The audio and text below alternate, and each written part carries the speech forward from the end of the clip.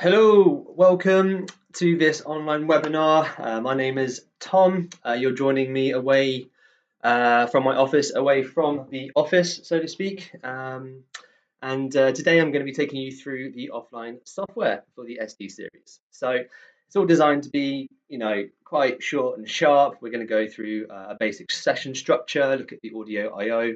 There's tons of things that you can do with this offline software. So hopefully this will give you some inspiration to go and explore it a bit more when you have a bit more downtime, unfortunately, as we seem to all have at the moment. So without further ado, let's crack on. So first of all, we're going to go find the DiGiCo software. Okay, so we're going to use the only search engine that you should be using, Ecoja. Let's go contribute to some more trees. So we're just going to go type in DiGiCo up here, and we're going to go into the website. Okay, so digico.biz. Okay, we'll just let this load up. So this is the DiGiCo website. You're going to find everything you need with support or training available on this website. So first of all, you want to look at the support tab. So we will crack on up here. And then you're going to see these four options here. So we're going to go click on software. And then you're going to see all available downloads from SD series and S series, as well as our Fourier 4 installation product, as well as the brand new Quantum 338. So again, feel free to download this, start setting up some sessions on the brand new console. It's pretty cool with what you can do on that. Today I'm going to be using the SD12 offline, so let's go find this as an option to download. So let's just go SD12 downloads. So you'll be taken through to this next window where you'll have the latest version, which is 1143. That's the update package, and you want the offline software. So go ahead and click on download here. So you also have the previous versions of offline software here. Top tip: try and create sessions on a previous version of software if you're going in between your festivals and install desks, because the SD sessions will always load into a up-to-date version of console, not the other way around. So we've got it downloaded here. We're just going to go press open just to see what you get. And essentially you get this installer, a README, and some release notes regarding the latest version. Okay, so double click on your installer, hit install. It's pretty simple. A shortcut is automatically made onto your desktop for your chosen offline software. Okay, so if this is your first time installing the software, the installer will create a folder called projects. This is located in your C drive. Okay, so if you find projects, this is where all your SD series sessions are going to be stored internally. Okay, so you can see everything going on here, and then if you need to go find those, click and drag them onto your USB sticks from the obvious windows. Now, the offline software is PC Windows only. Obviously, it is compatible with Mac. Make sure that you are running Boot Camp or Parallels or something like this, um, and it works pretty flawlessly. Okay, so once you've downloaded it, we need to crack on and basically have a look at what you then receive. Okay, so you load up your software. Ignore the labeling currently because this is on a previous version, just loading it up so you can all see some information. It's actually my Clang demo session with a nice Pink Floyd tribute band session going on there. So a few things about the offline software. It's not a DAW, okay? So it's not a digital audio workstation. You can't be running tracks or anything through it, but it will obviously allow you to set up everything that you need to on DiGiCo. Another few things to point out: I'm running the 96 channel version, which is obviously the upgrade from the SD12 72 channel version. Just a little point here, I've activated this by going to the enable extensions and then ticking on here. You can turn off and on various different extensions across the SD software. So if you wanted to play around with the theatre software, if you wanted to play around with the broadcast software, this is all available to run offline. Because offline is not just an exact replica of the online software, it also allows you to network up to your desk as well, which is pretty awesome. So you can actually be controlling your SD series console from the comfort of a laptop, or is it comfortable? Who knows, but you know what I mean. So we can network this up via the network tab, as well as activating different extensions for your chosen offline softwares. Okay, so we get to this point. what we want to do is essentially look at setting up a brand new session. So here's the master screen. We're going to go click on Files, and we're going to go to Session Structure. Okay, so this is where I can come and completely default my existing session. So I'm going to tap on Default All here, and you'll notice that my session title, as well as a number of other options, have activated with Clear All on the side here. But essentially what I can do is come and adjust the channel count. So for example, if I need 60 inputs in my session, I can go and tap in 60 on the offline. You can use your keyboard if required. No worries from there. And again, similar function for your groups and auxes. So if you're running monitors, maybe you want to have a few more stereo outputs for your in-ear mixers, a couple of wedge senders there as well, just demonstrating what you can do. You'll notice at the bottom here, your channel processing will tell you how much resource is left inside your session. So the desk is designed to be running at full tilt at all times, so no worries about getting up to your maximum.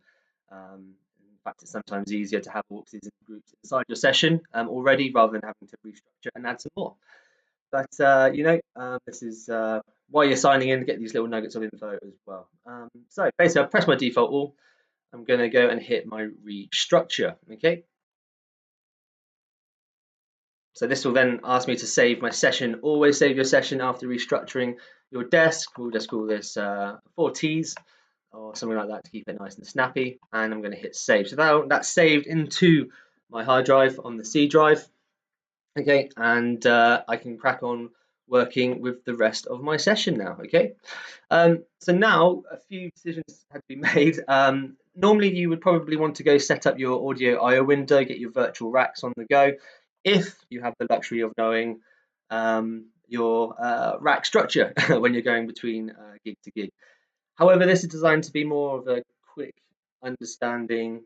Where do I need to go for my basic layout, channel names, graphic EQs and auxes, things like this, where I can go set this up really quickly. So I'm going to go into layout next. I will be covering the audio I/O page in a second, don't worry about that.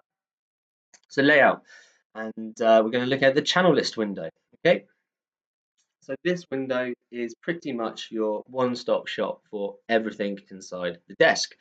I can come in here and look at all my input channels, look at all my auxiliary outputs, all my group outputs, matrices, my control groups, my talkback input, as well as my solo outputs. Okay, so you remember you get 2 solo buses per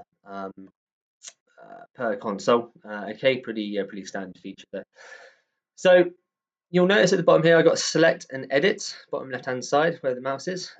So I'm going to stay in select. I'm just going to go dive into my other screen as well, because what this will allow me to do is when I select a particular channel, so if I go find channel 19, you see how over here the selection channel has jumped to channel 19.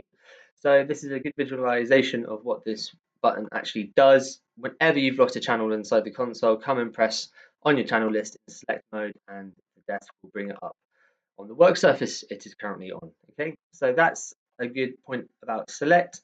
The next option along is edit. So this is now going to let me look at my columns where I've got my channel name, main input, alternative input, insert A, insert B, groups, output, so on and so forth, and allow me to actually set this and configure from this window. So let's go in and start labeling some channels. I will do a few of them, hopefully you can spell them correctly. Let's go out, let's go mental, snare bot, and snare top, let's go tom. Well, ooh, what am I on about? Hi-hat, sorry guys, tom 1. Ooh. Don't accidentally mash the tab button either. I'm going to go tom 2, tom 3. Okay, so sorry, by hitting the tab even, I'm actually going down each row. So that's a really nice way of quickly going down, not having to select on screen as you can see, or pressing cancel, going into the next window. Then right, then overhead. Right, so there we go, 12 channels. So hopefully everyone's happy with that. Again, keeping it short and snappy, you can get the general gist of what you can do with this window. Okay, I'm just going to minimize this, and I'm going to have a look at my aux outputs. Now, one thing that you'll notice is from a previous session, I've actually got my stereo auxes at the very top of my channel list. So every time you see an S next to your A1, then that will signify a stereo signal. So what I can do is go back into my session structure and look at my aux order. So let's say in this particular setup, I need to actually have more wedges on stage instead of having IEMs. Now what this is actually showing you is the aux order in your channel window. So if I dive into my left screen, for example, you will see that my aux 1 and aux 2 and aux 3 are showing as stereo auxes. Okay, I've got my little bar there showing me as stereo. So if I go back into my channel session structure window, if I start moving some of my mono buses up to the top, okay, because I want to see my monos first, for example, then I'll now close this window and hit restructure. Okay. Again, keep updating your save file because saving is good. It's a good habit to get into, obviously. I hope I don't need to tell you the benefits of saving. But if you do, save and save often. Back into the left-hand work surface of my SD12, you'll now see that I've now got my mono auxes at the top of my aux chain. Okay, so this is one way of setting up your session structure to see more in-ears at the top, or stereo outputs, or mono sends. And again, reminding yourselves, you've got your buttons, or keyboard buttons, the up and down arrows, as well as left and right, which will allow you to select your channels too.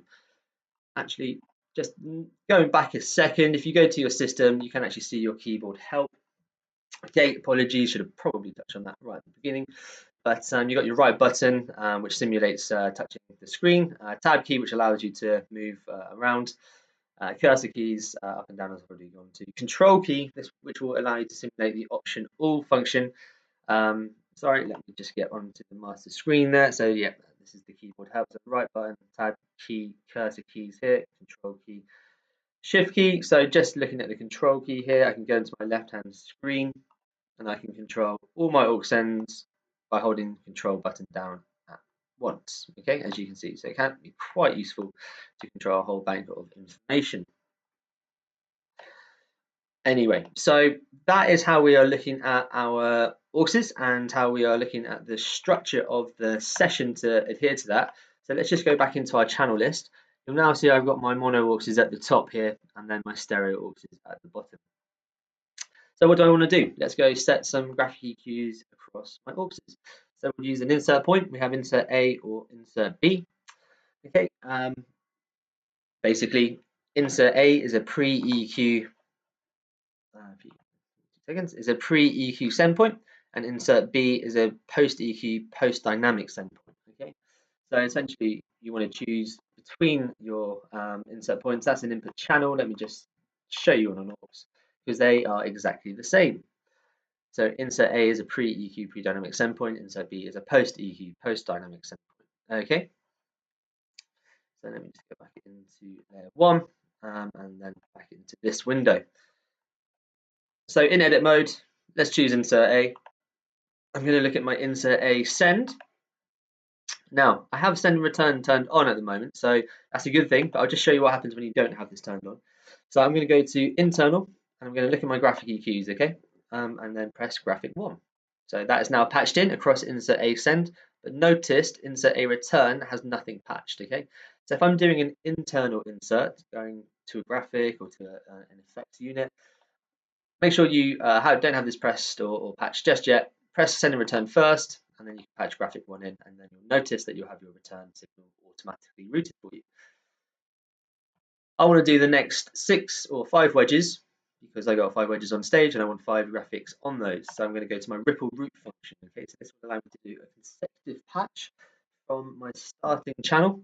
And by selecting 5, I'll now add the next 5 graphics across the next 5 boxes next to me, or in the row even, or column.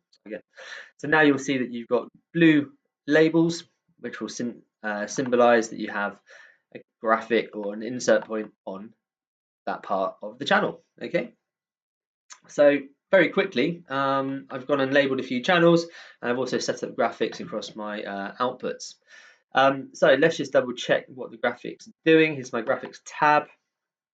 Okay, you'll now see that graphics 1 to 5 have the source allocation there, which is showing aux1, aux2, aux3, and aux4. Okay. Last but not least, everyone, what we do with a send point, make sure we turn it on. Otherwise, we have a very subtle graphic, which I'm sure we will all experienced once or twice. Okay, so other things that we can do with our auxes. Let's go set up some effects units. So we can do an effects unit from this window, tap on effects, you get this virtual rack pop up, and then we want to go to new. So new is going to show us all of the effects library, showing our simple delays, specials. If you never use this, I highly recommend the audio enhancer, very, very good. But then you've got your hall reverbs, pitch shifters, and options, as can be seen and played around with. So let's go get a simple delay unit in. And then let's go get plate reverb. Let's go for a drum plate. Why not? Okay, so essentially I've added them in, and I want to go patch to the effects unit. So you can either use an insert point, but equally you can use a direct out of an auxiliary feeding the effects unit. Okay, so essentially we set this up as a traditional effects send and return. Essentially, so output of aux6. I'm going to go to internal and effects, and then you can see your simple delay and your stereo drum plate effects engines right there. So I can now patch into this, and my aux6 is now going into that effects unit. Okay, so let's do this with aux7 as well. And again, if you did have all your effects set up in a column, you can go ripple route that across if you need to. But as I'm doing the next option, I won't. So drum plate left, drum plate right, set up with those stereo outputs. Cool. Other things in channel list then. Obviously labeling a bit more. So let's just go and set this up as my delay. And then we can go for reverb here if required. Whatever you've done, everyone, you label as you need to. But we can also look at our matrix outputs. So again, we're going to touch on recording, multi-track recording, and how to set this up. But for example, a matrix is a very good way of setting up a stereo record out as well. So I'm just going to go label matrix 7 and 8 outputs as a record left and record right. So hopefully this will make a bit of sense to you when we get to that point. But we'll get to that point first. Next, we can look at our talkback input as well. So where are we going to have our talk microphone patched in? Generally or usually at the back of the console using the local inputs. So let's have a look at this. Again, right click on the mouse on the offline to bring up the talkback setup. So we're going to go to main input. And again, find your local inputs at the back of the console. And you're going to go and tap on whichever one you eventually patch it into, but we're going to go for mic 1 today. Please observe that you can turn a DigiTube on the activate DigiTube on the talkback input signal. So if you need to improve the quality of your voice or improve those dulcet tones, like I probably should, then feel free to improve away with the DigiTube there. So yeah, nice feature. Solo buses. So again, we can do our outputs from here if we need to. And again, we might have local outputs set up on the back of the console, which will be feeding our local wedge or indeed in-ear pack or whatever we got set up from that point of view. So you'll notice that I have an S. So if we remember what an S means, that means you've got a stereo bus or stereo input or just something in stereo. So when I go to patch my output and I go to my local outputs here, you'll see that obviously it'll try and take 2 sockets to stereo. I want to make sure that I'm listening to my wedge and my mono output, so I'm going to go open my solos tab here, change my solo bus 1 to mono, and actually from this window I can look at my direct outs at the same time. I can do the patching from here as well. So now I can just use my local line 1 as my wedge feed essentially. So every time I solo, it will be feeding that output. Okay, and then obviously you can leave solo bus 2 as your stereo option, and that can be feeding your in-ear packs or whatever you need to do. Okay, So yeah, channel list can save you a lot of time and is very useful for your initial setups. Okay. Um, Next, what we're going to do is go over to our setup window and have a look at the audio I/O page. So this is over here, and have a look at this tab. Now, if you did have the luxury of knowing a great deal about your gig in advance, then you might want to come into this window first and set up all your racks. Obviously, we don't always have that luxury, so hence the channel layout route first, just to show the labeling. But this is how we can set up our virtual racks inside our sessions. So you'll see the local I/O, rack 1, MADI port, and USB sockets. So remember, we did a default session. Okay, and this is going to basically activate this button, which means auto root. So you can actually keep this off if you need to.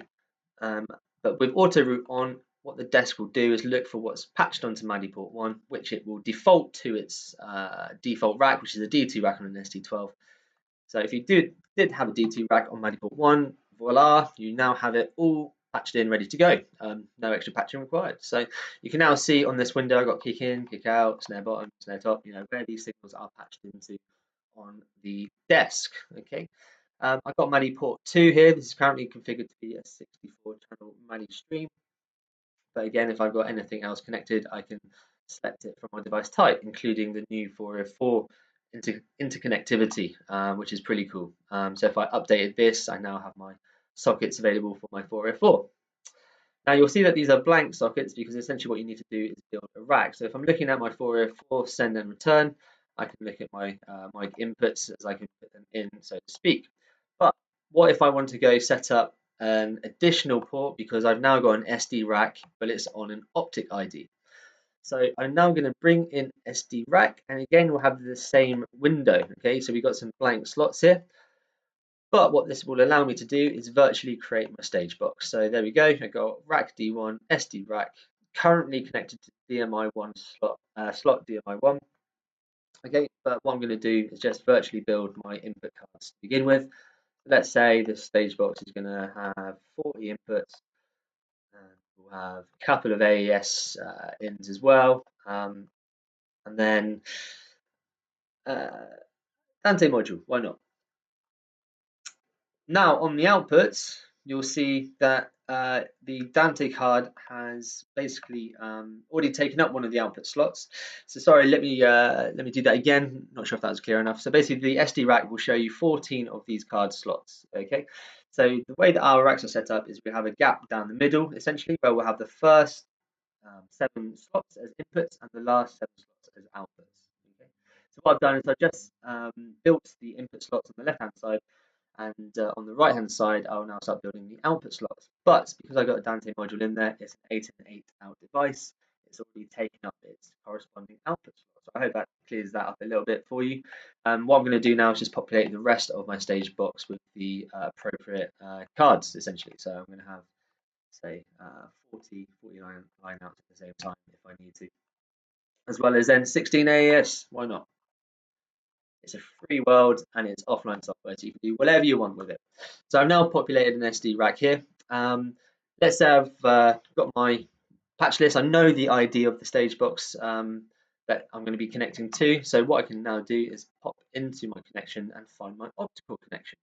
So we will be doing more videos throughout the coming weeks, undoubtedly going over optical connections, things like this. But for now, if you know what your optical ID is, then you can come down and select, say, for example, optic ID 11. Okay, so when you then patch your stage box to the back of your console on the correct optic ID, as well as the correct module input and output, then this will just start communicating once conform all ports has been pressed down here. Okay, so it's really quick to set up and very simple. Let's go add another port here. Let's go down and add an SD mini rack. Again, I will need to populate this. So let's say I've just got a bunch of local outputs. Let's go for some more line outs here. And I'm going to give this an optic ID of 18. Why not? Okay. So hopefully you can see from the left hand side here, you can start building up your audio I/O ports with the racks that you are expecting to encounter. Okay, so if I go back up into my first stage box here, my D2 rack, I'm just going to go look to relabel this this port name, because I know this is located left hand side of stage. Okay, and then rack 11, for example. Usually a good idea to leave the rack ID in the label just so you don't confuse yourself. Maybe this is Andrew. Um, a bit better. Go. Maybe this is local outs, or whatever you want to call it. So your local name allows you to identify these racks quicker. And again, here's my USB slot. So what I'm going to do now is just change this to record, because I will be coming on to how to set up your multi-track and things like this in a second. Okay, so audio I/O ports. Now that these are generated and you've correctly set up your interconsole IOs or your stage boxes or things like this, then we can actually go patch in our stage information. So let's have a look at what we're doing. So I'm going to go to close, and actually what I'll do is just bring up this view again, because what we'll notice is we can go into our input channels, and let's say I need to change the input from the first rack to our fourth rack, our optic ID rack. I'm going to go to edit, I'm going to go right click on the main input, okay, and then I'm just going to do a quick ripple unroute. So I'm already patched in with stage left. I'm going to dial in 48 at the top here, and if you just observe over here, when I press the button, you'll visually see all the signals being unpatched essentially. Okay, it's that quick. You know, you don't need to worry about it. You just do the next consecutive 48 channels, 12 channels, 16 channels, or sorry, signals coming into your channels, so to speak. Okay, so let's say I'm going to go patch into my amp room ID11, so the optically enabled stage box. One little tip here is I currently have, we just bring this to the top, no signals patched in at the top of my channels. So what is a good sort of methodology to use, I guess, or way of working, is if you do have any stereo channels that you're going to be using. So let's say we've got some stereo synth coming in on channel 17 or something like this. So usually a good idea to make your stereo channels first, because when we then look to ripple route this information across, now I can, when I say ripple route, remember I'm referring to patching, then I can go to mic 1 to 8 and then tap on mic 1. Okay, so you'll now see over here on channel 17, if I look at my main input, you've got 17 and 18 patched into the one stereo channel. So stereo in this case is two signals under one fader. Okay, and then channel 18 will then be patched in with signal 19, and you will be good to go. Okay, cool. So patching to and from your stage boxes couldn't be simpler. You can either come and do it in your channel list window, or indeed, if you select your channel, go to the top of the channel, right click, remember, you can now tap on your main input and do all your other setups. Plenty of things here that we're not necessarily touching upon, for example, alternative inputs, digitubes, you've got your dynamic EQ settings here, you've also got your multi-band compression with your graph options as well, so set this up beforehand, or at least have it activated. But there will be other videos online. Do not worry, everyone. You will be well stocked up with content, and hopefully this video will give you a good springboard to exploring the software yourselves anyway. Okay, so next up we're going to go have a look at the multi-track recording setup. Okay, so looking at the channel list, we've got kick in. Okay, we've got our main input at the top here, coming in from rack 4, the optically enabled rack. So what I want to now do is set this up for my multi-track. Go to setup and then go to copy audio. So copy audio is a pretty awesome window. This is your virtual tie lines, or your tie lining underneath the surface of what's going on with your input channels and buses, okay, which are on the surface, so to speak.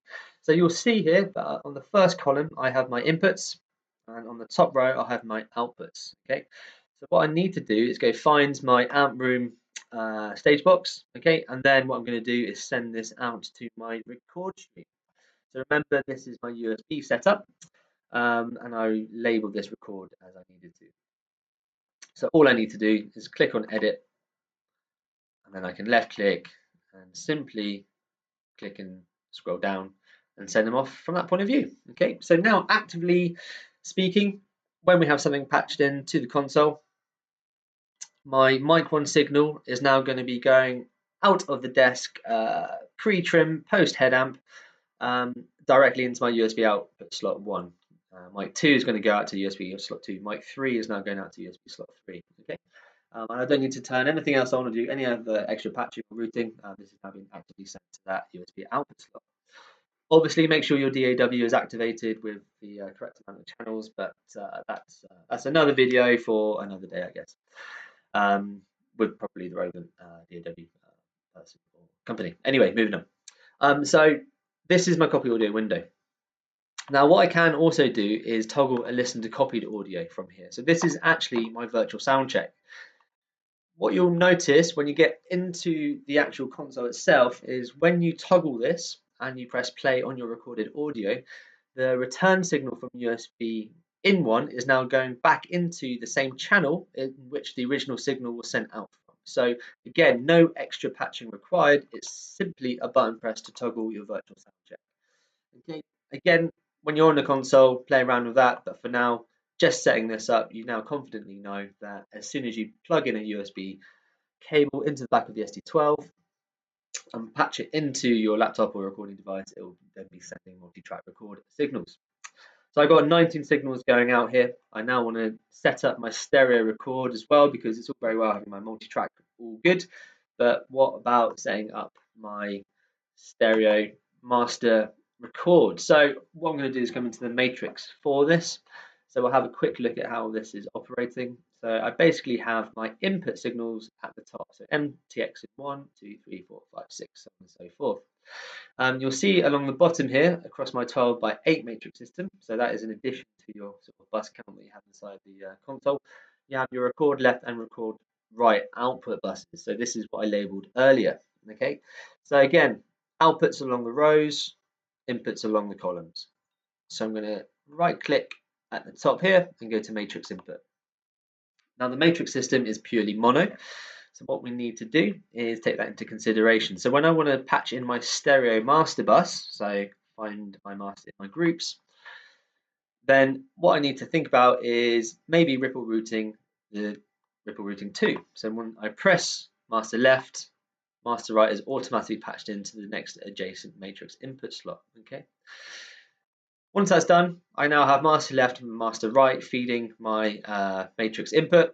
I can now go click on record left and record right and send my signal to my output. Okay, so pretty simple to set this up. Okay, and we're just going to go tap on 0 here.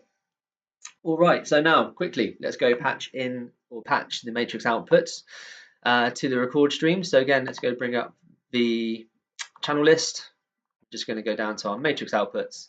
Record left, record right. Make sure we're in edit mode. Outputs. This time I'm going to go find my record stream.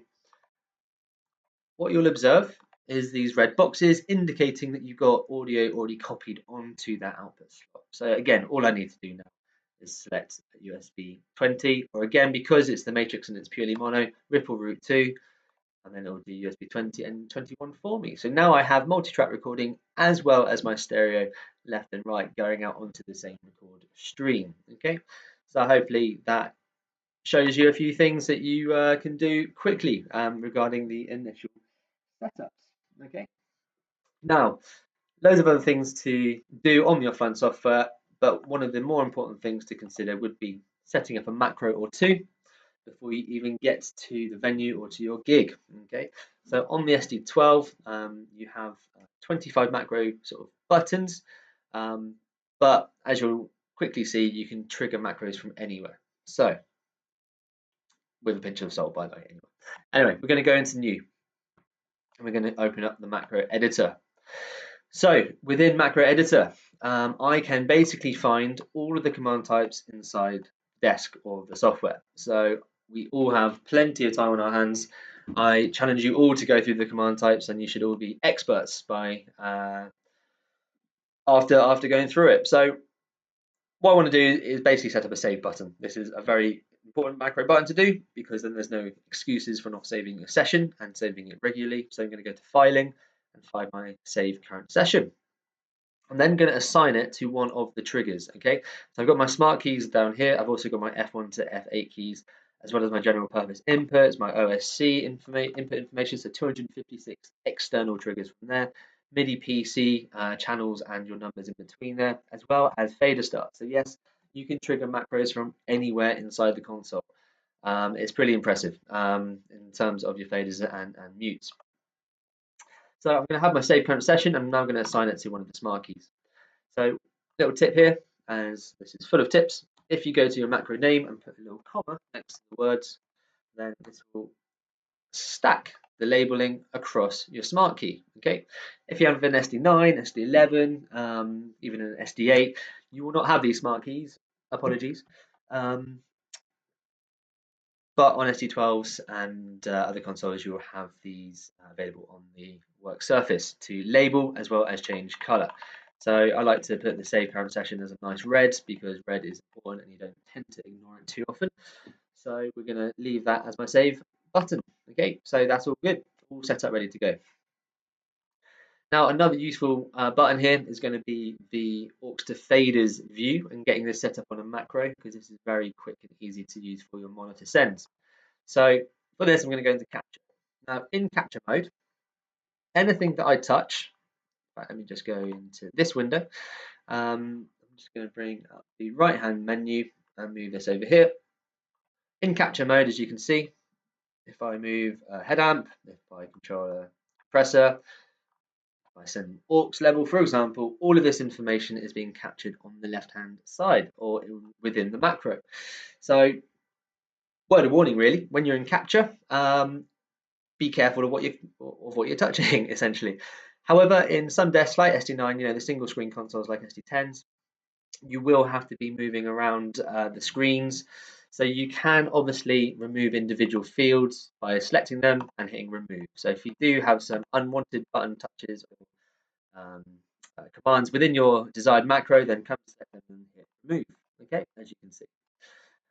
So staying in capture, what I'm going to do is go and look at layout and open up my aux to faders. Okay, so aux to faders window has now been captured on essentially. Okay, so if I come back into my monitor capture, you'll see this going. There's my aux to faders window. I'm now going to turn capture off. Now here's a little tip about the assigning of the on and off function of your macros. So what I'm going to do is have a macro to bring up my aux to faders panel. Okay, and again, we've got some commas here that we can assign. So let's go to comma on aux to faders and stack that labeling as we need to. Okay, and what color are auxiliaries? Purple. So again, a nice little tip there, keep it consistent. Purple are for your auxes. So I now have my aux to faders panel macro available here, and I can toggle my macros here as well. So if I want to quickly save my session, there we go, all saved, ready to go. Beautiful. Anyway, so I've got my aux to faders, it's on, but I now can't get rid of it again. So what I'm going to do is actually duplicate the macro that I've just made. Let me just close this window a second. So what I'm actually going to do is on the opposite action, so on the off function of my macro button, I'm going to now put the opposite value. So I'm going to put the off value on aux to faders panel. Okay, so what this simply means now is I have a on and an off function, but crucially this will allow me to label this differently. So maybe I'll call this reset and give it a different color as well. So now every time I go between my aux to faders on and off, I'm going to see different colors indicating different status. One other command to add into here is the aux to faders clear. Now this is very, very useful, and it basically means that when I do get rid of my aux to faders panel, it will also reset any sends on faders that I currently have active. So let me just show you this as it's working. So let me go into this menu, just so you can see the LCD displays or the virtual LCD displays on your faders. Let me go back up to here. and I'm going to go auto faders on, and I'm going to turn central faders on for my delay. So you'll see how these have turned purple. I can now start sending some signals, some stereo synth to my delay. Why not? Huge. Now, when I get rid of this by activating the off macro, you'll notice that the LED displays, or LCD displays, I guess, on the top of the faders have returned back to the front of house levels, or what you're sending to your master bus. Okay, so let's just do that one more time. Auto faders, reverb, let's send some signal to the reverb output. And now when I press the macro or activate the same macro button on the off function, it's now going to return back to my master left, right. Okay, so that's very useful couple of buttons there to get your head around. Cool. So macros are pretty awesome. So find ones that are unique to you, send them in to us. We love hearing about everyone's different macros, and trust me, there have been some brilliant ones out there. You can pretty much do anything you want with them. Cool. So let's have a look at the system tab now. And no, we're not. Sorry, we're going to have a look at the files tab, and we're going to have a look at this window here, the global set to defaults. Again, keeping along the lines of this being a quick setup sort of introduction. Let's say that you've labeled your channels, and now you just want to quickly apply global settings to all input channels as well as to all your auxes and potentially all outputs as well. So you can, for example, turn all your EQs on with one button press. So what this actually looks like, if we go to monitor capture again, I'll just go back up to here, is I now have all my EQs on. If I go turn them all off, they are now all off. Okay, and this is against all my inputs and outputs. So for example, if I just wanted this on across my input channels, I can now press EQ on, meaning that anytime my guest engineer is fiddling with the parametric EQ, it will always be making a change for the guest engineer. Okay, so yeah, that's quite useful set of buttons here. Other things that you can do, again, fades to 0 dB. So if you are of the nature of putting your faders to 0 dB and bringing your head amps up from that point, then that's a very useful function for you all. Now, within this window, I've got my master left, right, but we also have the overview window. So I can actually come and set up what I'm seeing on my overview on the offline software. So basically what you'll see on this window is I've just got the master screen on the bottom right hand side, because if I want to start taking some information out of the overview screen, all I need to do is come into my layout, go to my fader banks, okay, select my fader banks that I want to remove, so channels 1 to 12, maybe let's go for channels 49 to 60. I'm now going to push this onto the master screen. And as you'll see, this has now disappeared from the overview window, and matrix 1 to 8 outputs has taken its place. Okay, so this is one way that you can come and set up your overview screen as well. If I want to bring this back up to the overview screen, then make sure you got it selected on your fader banks window and go back up to overview. Okay, so pretty simple from that point of view. This window is also really useful because, again, I can come in and label my banks. So if I have all my drums on bank 1, which I do, then why not label this drums? Maybe I've got all my noise generators and effects returns coming up on banks that contains 49 to 60, channels 49 to 60. So maybe I want to set something up like this as well. So effects, for example. But this is the labeling. This is how you can look at your overview. This is also where you can also assign your master faders as well. Now, again, you can do channel assignments and custom faders and layering. All you need to do is go to the LCD function, look at your assign or unassigned faders option. Unassign faders to unassign a fader. Let me just come back into my monitor view. So let me just do that again, sorry. So LCD function, which is always located on the top of your layer buttons on your channels. I'm going to go to unassigned faders, like 22 for example. Very, very quickly, once a channel is unassigned, you can find it again by going to your one-stop shop, which hopefully you remember is your channel list. So look at your input channels. Let's find mic 19. This is unassigned. Mic 22. This is unassigned as well. Okay, so if I want to assign them back into The channel strips again, I'll go back into LCD function, go to assign faders, select this empty fader slot, jump into channel list, and tap on the channel I want to assign there. So this is again how you're setting up your custom layers and things like this. Let's go with this back into here. Cool. If you do get into your custom layers, word of warning, on your channel list, every time you come into your, sorry, not on your channel list, on your session structure, every time you come in to add inputs or outputs, or remove inputs or outputs, then you will notice that you'll have this box or this box, depending on whichever the last one you selected, will activate. If you want to save your custom layering, make sure that this is depressed before you hit restructure, okay? The extra inputs will then appear on your channel list as unassigned, and as you can see on the LCD function, you can reassign them onto your work surface if required. Okay. You'll notice that if you look at your 48 or 96 kilohertz option, anytime you select this, your rebuild banks does not activate. So if you do need to quickly change your sampling rate on the fly, don't worry about wiping your custom layering. Okay. So it's only if you add or remove an input or aux bus. Okay, so that is essentially it. There's plenty of other things, and we're going to be loading up on the content. And I've had a great time showing you all how this works. Hopefully, you're now a bit more clued up as to where you're starting. You know, explore the software, explore the macro functionality. Again, we have a whole suite of snapshots that we can go through as well. But for your initial setups, where to find the software, I hope that this has been useful. It's been very enjoyable presenting it, and hopefully you catch me soon with some more. But whatever you're doing, stay safe, stay indoors, wash your hands, and take it easy.